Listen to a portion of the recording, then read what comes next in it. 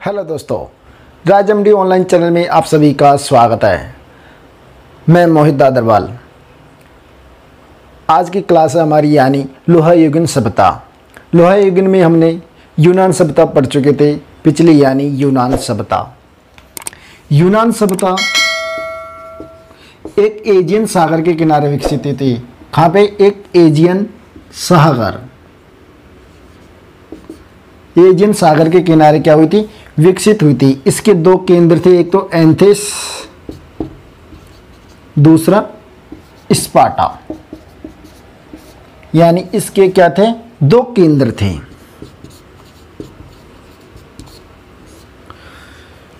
Sparta की राजधानी थी, यानी स्पार्टा का राजा था लियोनाइस। कौन था?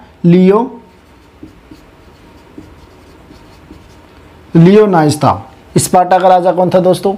लियोनाइस था। एंथेस के केंद्र को जीत के स्पार्टा के राजा ने यानी लियोनाइस ने इसकी राजधानी किसको बनाई? स्पार्टा को राजधानी बना ली। स्पार्टा को क्या बनाया? राजधानी बनाई। किसकी? यूनान की। यूनान सभ्यता। यूनान सभ्यता एक एजियन सागर के किनारे विकसित हुई थी। कहाँ पे? एजियन सागर, यानी एजियन सागर के किनारे विकसित हुई थी। ये भी एक लोहा युगीन सभ्यता है। दूसरे नंबर की लोहा युगीन सभ्यता हमारी आती है रोम सभ्यता।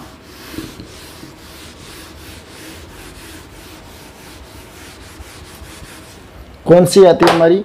रोम सभ्यता।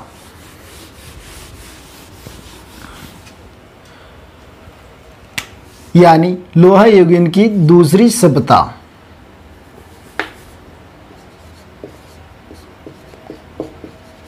रोम सभ्यता। रोम सभ्यता को यानी ये एक लोहा युगीन सभ्यता है। रोम सभ्यता साम्राज्य यानी रोम सभ्यता को हम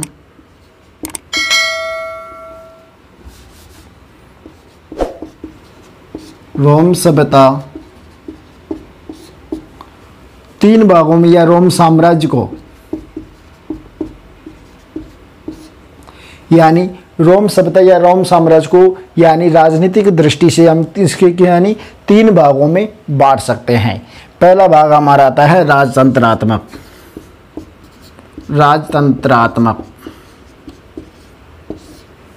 दूसरा भाग आता है हमारा गणतंत्रात्मक।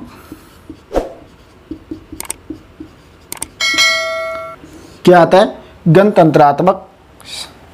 तीसरा आता है साम्राज्यतंत्रात्मक।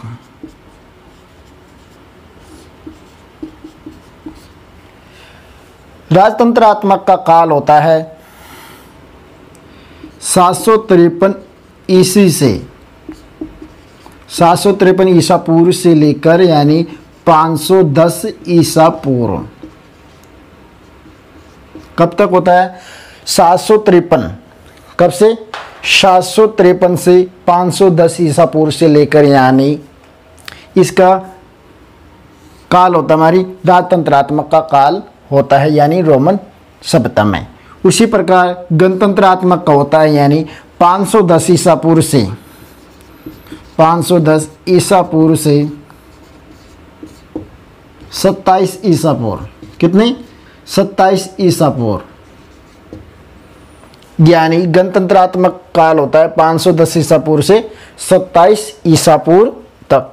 उसी प्रकार साम्राज्यतंत्रात्मक होता है, यानी 27 ईसा पूर्व से 486 ईसा पूर्व तक, ईस्वी तक। यानी राजतंत्रात्मक काल होता हमारा 753 से 510 ईसा पूर्व तक। और उसी प्रकार गणतंत्रात्मक का काल होता है, यानी 510 से 27 ईसा पूर्व, और 27 ईसा पूर्व से 486 ईसा पूर्व। इस प्रकार हमने यानी रोम साम्राज्य को या रोम सभ्यता को राजनीतिक दृष्टि से हमने तीन भागों में डिवाइड कर दिया गया है।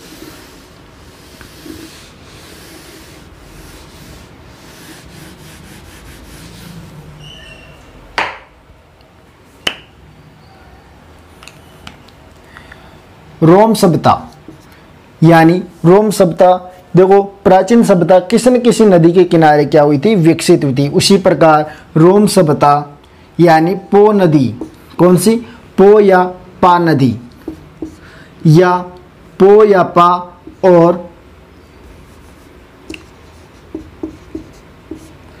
टाइबर नदी, कहाँ पे, टाइबर नदी के किनारे क्या हुई थी, विकसित हुई थी। यानी रोम सभ्यता पो या पा या फिर टाइबर नदी के किनारे विकसित हुई थी। यानी पो और टाइबर नदी के किनारे, यानी दो नदियों के किनारे क्या हुई थी, विकसित हुई थी। कौन सी, रोम सभ्यता। रोम सभ्यता की स्थापना, यानी रोम की स्थापना, रोम सभ्यता का या रोम की स्थापना।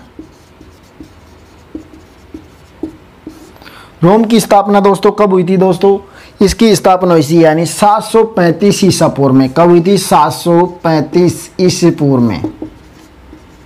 कब हुई थी, 735 ईसा पूर्व में, यानी रोम सभ्यता यानी रोम की स्थापना हुई थी। उसी प्रकार ये भी रोम सभ्यता में ही काउंटिंग होती है, क्योंकि रोम सभ्यता 3 भागों में डिवाइड हुई थी। कितने भागों में दोस्तों, 3 भागों में डिवाइड हो गई थी दोस्तों।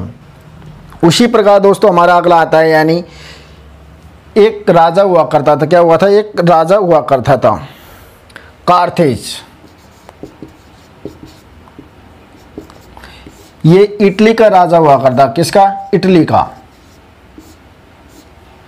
कार्थेज राजा एक इटली का राजा हुआ करता था, यानी रोम के या रोम वासियों, रोम या रोम वासियों के, यानी उनको कार्थेज राजा किसका था, एक इटली का राजा था। कौन था, इटली का राजा था, जो रोम वासियों या रोम लोगों को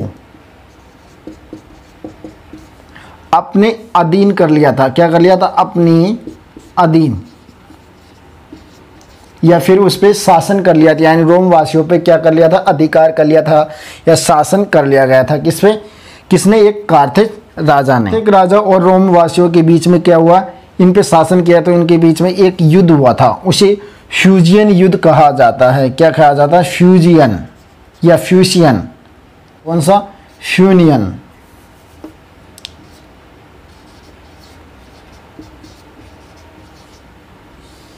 यानी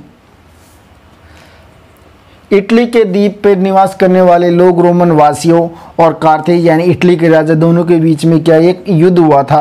और वहाँ का युद्ध होने के बाद वहाँ के रोमन वासियों को क्या अपने अधीन कर लिया गया था। वहाँ पे एक युद्ध हुआ था। क्या हुआ था, युद्ध कौन सा, यानी फ्यूजियन या फ्यूनियन युद्ध हुआ था। क्यों, उनका फ्यूनियन या फ्यूनियन युद्ध हुआ था। ये एक युद्ध हुआ गया था। उसी प्रकार हमारे आगे चलते हैं, यानी रोम सभ्यता के बारे में।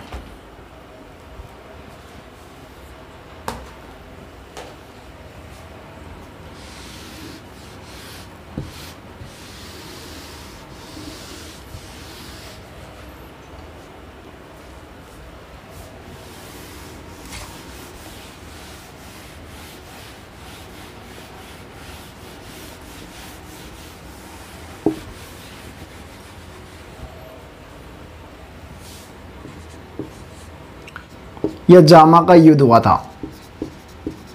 एक जामा का युद्ध कहाँ पे हुआ था, रोम सभ्यता पे ही हुआ था। जामा का युद्ध यानी इटली के सेनापति, इटली के सेनापति और रोम के सेनापति, इन दोनों के मध्य क्या हुआ था, एक युद्ध हुआ था। उसे जामा का युद्ध कहा जाता है। क्या कहा जाता है उसे, जामा का युद्ध कहा जाता है। जामा का युद्ध इटली के सेनापति कौन थे, सेबिनन, सेबिनन, और एक इसके रोम के सेनापति थे सीपीओ। कौन थे, जामा का युद्ध किसके, इटली के सेनापति और रोम के सेनापति यानी सीपीओ के मध्य क्या हुआ था, एक जामा का युद्ध हुआ था। हमने रोमन साम्राज्य को 3 कालों में बांटा गया था। कितने, यानी 3 कालों में। एक तो राजतंत्रात्मक, और एक गणतंत्रात्मक और दूसरा साम्राज्य तंत्रात्मक। तीनों कालों में हमने रोमन सभ्यता को पढ़ा गया था। रोमन सभ्यता पो और टाइबर नदी के किनारे विकसित हुई। कहाँ पे? यानी पो और टाइबर नदी के किनारे। उन दोनों के यानी इटली के निवासियों और रोम यानी कार्थेज राजा के साथ क्या हुआ था? एक युद्ध हुआ था। उसके बाद दूसरा युद्ध हुआ था यानी जामा का युद्ध हुआ था। इटली के सेनापति कौन थे? सेबिनन। और दूसरा मराठा यानी सीपियो। इन दोनों के मध्य क्या हुआ था? एक युद्ध। उसी प्रकार यानी रोम के दो भाग यानी रोम पेट्रीगियन और प्रेबियन।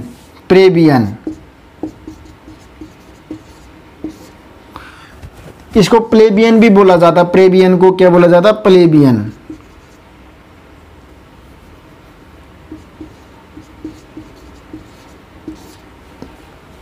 रोम सभ्यता को यानी रोम सभ्यता या रोम साम्राज्य को पेट्रिगियन और प्लेबियन यानी दो भागों में क्या कर दिया? इसको डिवाइड कर दिया गया था। इसको उच्च भाग कहा जाता है। क्या कहा जाता है? उच्च भाग। इसको निम्न भाग कहा जाता है। क्या कहा जाता है? निम्न भाग कहा जाता है। यानी रोम सभ्यता को हमने कितने भागों में? दो भागों में बांटा गया था। कितने में? दो भागों में बांट दिया गया था। एक तो पेट्रिगियन, प्रेबियन या प्लेबियन, जिसे निम्न भाग कहा जाता है, इसे उच्च भाग कहा जाता है। और ये हमारी कौन सी? टाइबर नदी के किनारे क्या हुई थी? विकसित हुई थी। पो और टाइबर नदी के किनारे क्या हुई?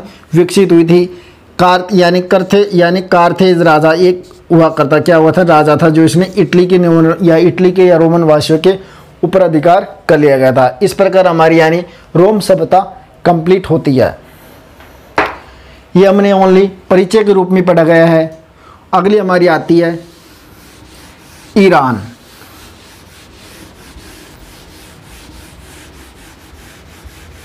लोहा युगीन की तीसरी सभ्यता यानी ईरान।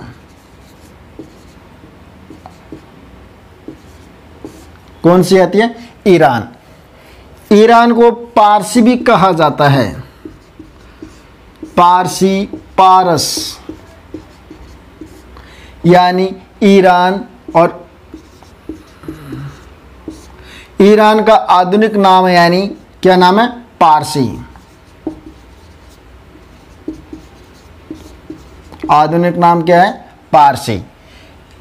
पारसी होने के यानी पारसी के निवासी होने के कारण, कौन? निवासी होने के कारण यहाँ के यानी पारसी के लोगों को क्या कहा जाता था? पार्थिन कहा जाता था। क्या कहा जाता? पार्थिन। पार्थिन एक अभ्रंश होने के कारण ये पारसी कहा जाता है। क्या एक अपभ्रंश सही है? अपभ्रंश क्या था? एक पार्थिन। क्या एक अपभ्रंश होने के कारण इसे क्या कहा जाता है? एक पार्थिन कहा जाता है। ईरान को फारसी या फारस नदी कहा जाता है। आधुनिक नाम यानी आधुनिक नाम क्या होता था इनका? पारसी नाम। उसी प्रकार हमारी अगली सभ्यता आती है यानी वैदिक सभ्यता। कौन सी? वैदिक सभ्यता।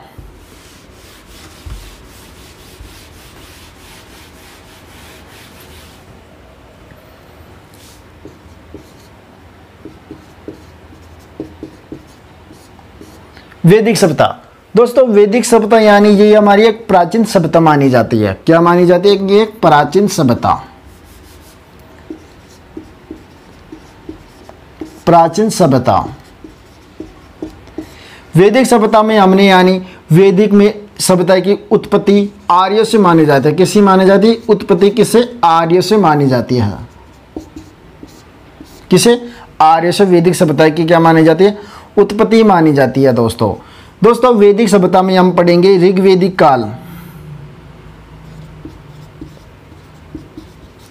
ऋग्वैदिक काल, दूसरा हमारा उत्तर वैदिक काल,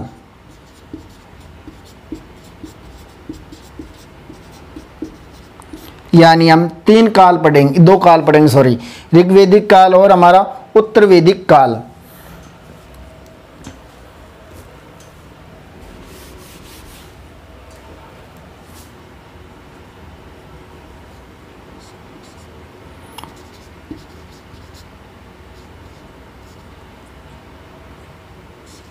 उत्तर वैदिक काल। ऋग्वैदिक काल माना जाता है, यानी 1500 ईसा पूर्व से 1000 ईसा पूर्व। उत्तर वैदिक काल माना जाता है 1000 ईसा पूर्व से 600 ईसा पूर्व।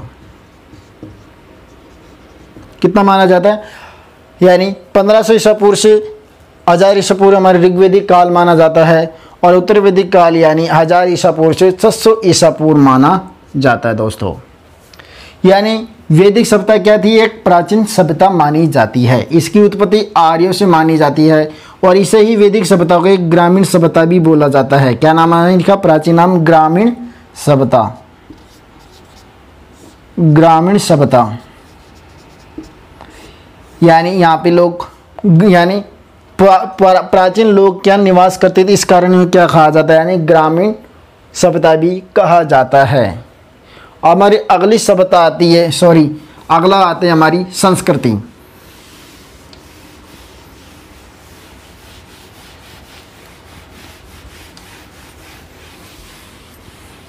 हमारा अगला आता है संस्कृति। संस्कृति का मतलब होता है यानी हमारा रहन सहन, खान पान और हमारी भाषा किस प्रकार है, और हम यानी किस क्षेत्र में रह रहे हैं। जिस क्षेत्र में हमारी रहन सहन, खान पान और भाषा और बोली जाने वाला क्षेत्र या भाषा, उस क्षेत्र को क्या कहा जाता है, यानी संस्कृति कहा जाता है। जैसे किसी व्यक्ति का रहन सहन व खान पान तथा भाषा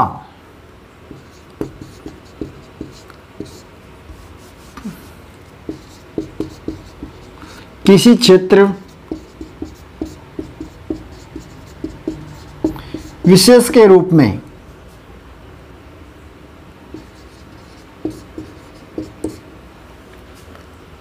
या दिखाई देती है, दिखाई पड़ती है,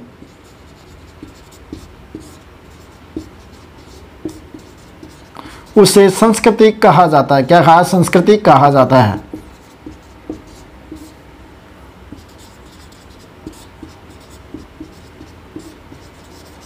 क्या कहा जाए, संस्कृति यानी किसी व्यक्ति का रहन सहन, खान पान तथा भाषा किसी क्षेत्र विशेष के रूप में जो हमें दिखाई देती है, उसे क्या कहा जाता है, यानी संस्कृति कहा जाता है।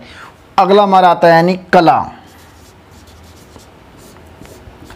कला का मतलब होता है जो हमारी प्राचीन पुरातात्विक या प्राचीन सभ्यताएं, जो हमारी पुरानी यानी पूर्वजों से मिली हुई, यानी क्या हमारी इमारतें,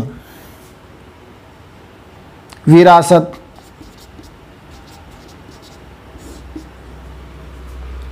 कला का मतलब यानी किसी चीज में जैसे निपुण हो, चित्रकला, कपड़ा बुनना या कोई ऐसी कोई नई चीज बनाने में या उत्खनन करना हो, उसे क्या कहा जाता है, यानी कला कहा जाता है।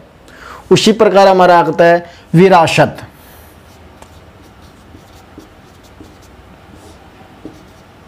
विरासत का मतलब यानी जो हमारे पूर्वज, जो हमारे अतीत घटनाओं में घटित हो चुकी या जो घटनाएं पूर्वज में घटी हुई हमारे पूर्वजों की देन हो, उसे क्या कहा जाता है, विरासत कहा जाता है। जैसे चित्तौड़गढ़ का किला या महाराजा राजाओं के द्वारा हमारी सभ्यताओं के रूप में पुरातत्व उपलब्धि या अवशेष के रूप में हमारे सामने प्रकट होते हैं, जैसे उन्हें क्या कहा जाता है, विरासत कहा जाता है।